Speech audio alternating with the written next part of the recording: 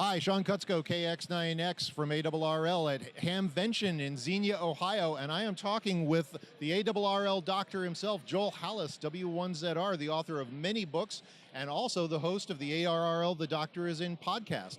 How you doing, Joel? I'm just doing fine, Sean. Thank you. Thank you. How did you get started with ARRL, writing all of the books?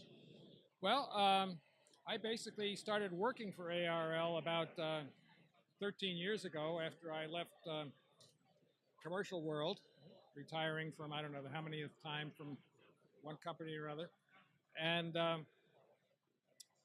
they happened to be looking for somebody who could take care of product review as the editor for product review for QST, and I started there. And when Stu Cohen left in about 2006, I moved into the technical editor slot, and the Doctor is in job went with that. I'd done it a few times when he was away on leave and so forth, so it was kind of a natural, and I was happy to do that. And you've answered thousands of questions from ARRL members over the years. I think that's true. I was just discussing last night that right now, this month in May 2017, the first half of the month, I've answered 50. So I think 100 a month is fairly typical, so that's 1,200 a year, and for 6 years, probably 10,000, yeah, something like 10,000 questions. Yep. So you Not counting the one you just asked. So, and we'll ask more too. So you started off as the technical editor, and then you started doing the Doctor is in column. Yeah, that came with the that position. Yep. And now there's this new format, the ARRL Doctor is in podcast, and that's been going for about a year now. What do you think of that? That seems to be very successful. I enjoy doing it. Steve Ford and I worked together on it,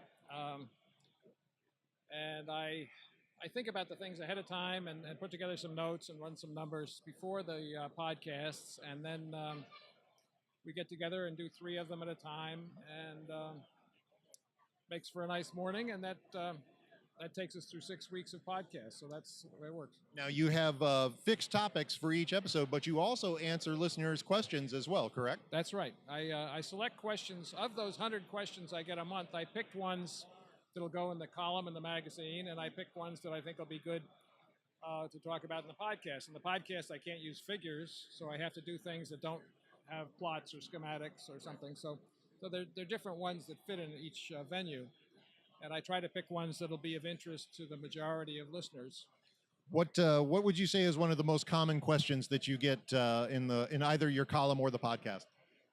Well, the questions, there are an awful lot of antenna questions and grounding questions, I think, are the most popular. And I really struggle some months to make sure it's not all about antennas.